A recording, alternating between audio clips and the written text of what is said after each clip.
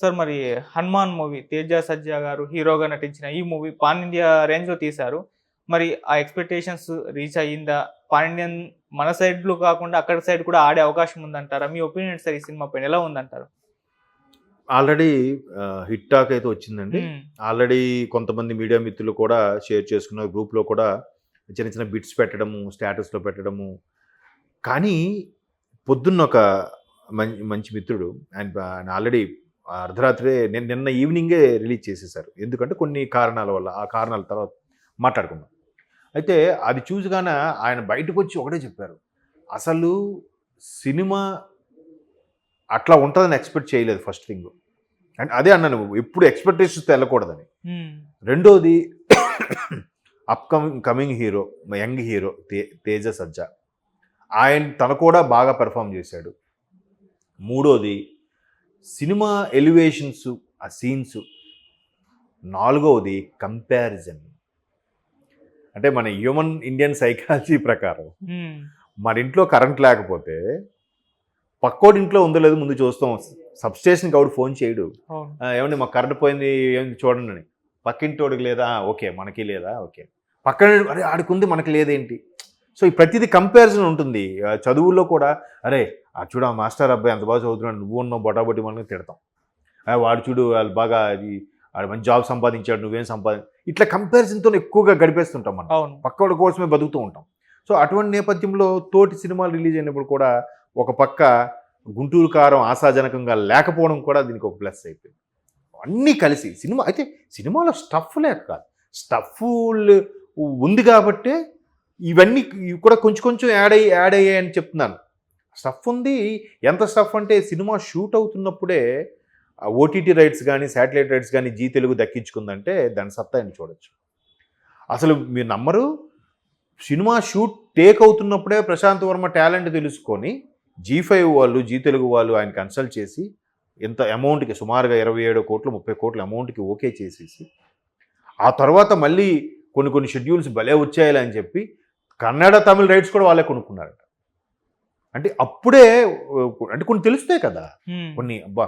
ఇది భలే ఉందే, భలే ఉంది. ఆ పిక్చర్ ఏసినప్పుడు తెలిసిపోతుంది వాళ్ళ టాలెంట్ ఏంటని. అలాగా మరి చేశారు. అయితే ఈ చిత్ర యూనిట్ ప్రొడ్యూసర్స్ కొంచెం డిసప్పాయింట్ అయ్యారు. ఎక్కడంటే అరే! మనం ట్రైలర్ రిలీజ్ అయ్యాక దీన్ని మార్కెట్ చేయాల్సిందే. ఇంకా బాగా లాభపడేవాళ్ళం కదా! ఈజీగా 50, 60 కోట్లు పైగా వెళ్ళేది కదా! అని. వాస్తవం అది. అంతే కదా! ఇప్పుడైనా సరే మొక్కగా ఉన్నప్పుడు ఒకలాగా బేరం ఉంటుంది. మహావృక్షం అయిన తర్వాత ఒకలాంటి బేరం ఉంటుంది. విత్తనం దగ్గర వచ్చిన బేరంకి, మొక్కకిన బేరంకి తేడా ఉంది కదా! అవును. సో, అలాగా వాళ్ళు కొద్దిగా డిసప్పాయింట్ అయ్యారు. బట్ ఓవరాల్‌గా ఖచ్చితంగా కలెక్షన్స్ వస్తాయి. ఎప్పుడైతే కొంచెం ఈ కంపారిజన్ మూవీ వల్ల ఆ మూవీని ఆహ్, ఒకవేళ థియేటర్లు ఖాళీ చేసేస్తే గనక సంక్రాంతి అయిపోయాక, ఇవి మిగతా థియేటర్లు ఆక్యుపై చేస్తాయి కాబట్టి ఖచ్చితంగా హైప్ వెళ్తుంది. ఆ సినిమా కూడా హిట్ అయిపోతున్నప్పుడు ఇందాక చెప్పాను ఒక మిత్రుడు స్టేటస్ పెట్టాడు. ఈ సినిమాకి మాత్రం ప్రతి సీన్‌లో కూడా హాలంతా జై శ్రీరామ్ నినాదాలతో మారుమోగిపోయిందంట. ఎక్కడికక్కడ.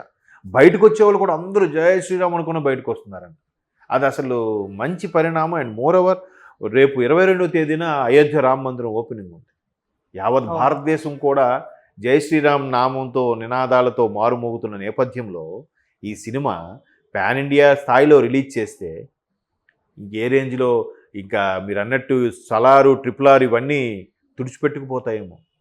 పెద్ద పెద్ద స్టార్లు, పెద్ద పెద్ద డైరెక్టర్లతో హిట్ కొట్టడం గొప్ప కాదు. ఒక మామూలు యంగ్ హీరోతో అప్‌కమింగ్ డైరెక్టరు హిట్ కొట్టడం అనేది ఇట్స్ నాట్ ఏ జోక్. అంటే హ్మ్. ఆ స్టోరీలో, టేకింగ్‌లో సత్తా ఉంది ఆయన వర్మలో. ప్రశాంత్ వర్మలో. ఆ సత్తా ఉంది కాబట్టే ముందు నుంచి కూడా అదే చాలామంది కొంతమంది ఇలాగే వేరే ఛానల్స్ ఇంటర్వ్యూ చేసేటప్పుడు కూడా వాళ్ళు సార్ 'హనుమాన్' ట్రైలర్ చూసారా? భలే ఉంది సార్ ట్రైలర్ అని చెప్పడం జరిగింది. ఇది 1 మంత్ బ్యాక్.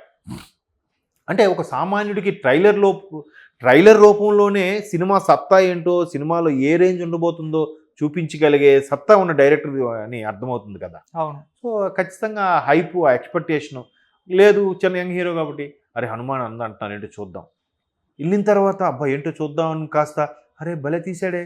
అరే! భలే ఉందా! అని ఏమాత్రం ఏ ఒక్క ఎలివేషన్ సీన్‌లో అనిపించినా సినిమా ఎక్కడికో తీసుకెళ్ళిపోతుంది. పైగా సంక్రాంతి. తెలుగు వారికి ఉండే ఏకైక ఎంటర్‌టైన్‌మెంటు సినిమాలు. హ్మ్. కదా!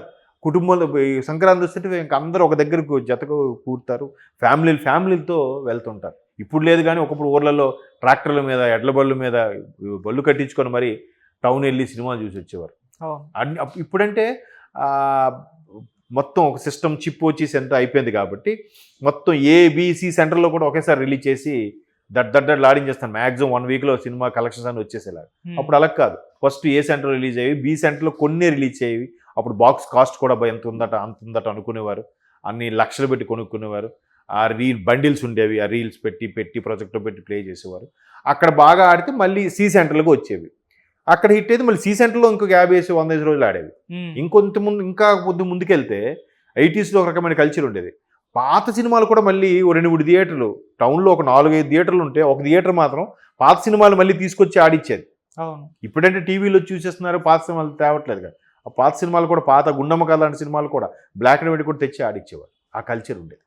సో ఇప్పుడు శాటిలైట్ ద్వారా ఆ కల్చర్ పోయింది అనుకోండి. సో అలాగా మళ్ళీ ఎక్కువ థియేటర్లు, ఇప్పుడు హనుమాన్కి నెక్స్ట్ ఇంకా థియేటర్లు పెంచే అవకాశం ఉంది. మరోవైపు హనుమాన్ది జై శ్రీరామ్ నినాదాలతో మారుమోగడంతో పాటు విహెచ్పి వాళ్ళు, బజరంగ దళ వాళ్ళు కూడా ఎక్కువ థియేటర్స్ ఇవ్వాలని కూడా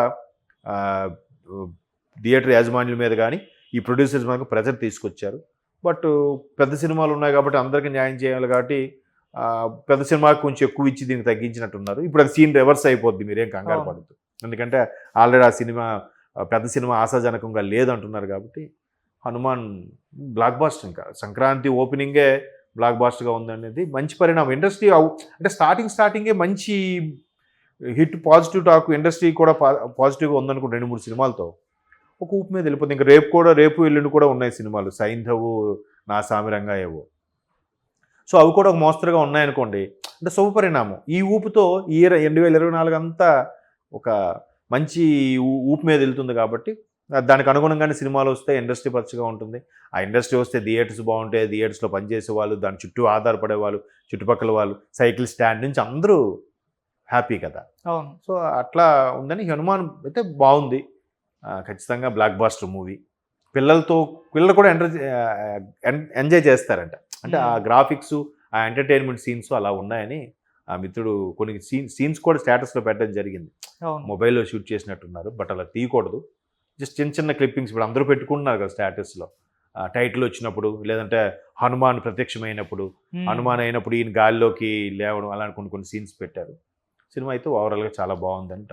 ఓకే సార్, ఇది బాలీవుడ్లో చూసుకుంటే కార్తికేయ ఎటువంటి మార్క్ చూపించిందో మనందరికీ తెలిసిందే. సో ఇప్పుడు హనుమాన్ మూవీ కూడా అటువంటి మార్క్ని చూపించగలుగుతుంది అక్కడ?